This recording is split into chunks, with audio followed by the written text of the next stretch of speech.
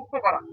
অর্থাৎ একটি গবেষণা বলছে, এটা আমেরিকার একটি গবেষণা বলছে, সারা দুনিয়ার মানুষের উপর বেস করে যে 60 থেকে 80 ভাগ মাদকাসক্ত যারা, তারা উন্মুক্ত স্থানে মাদক গ্রহণ করতে চায় না, কমফোর্টেবল না।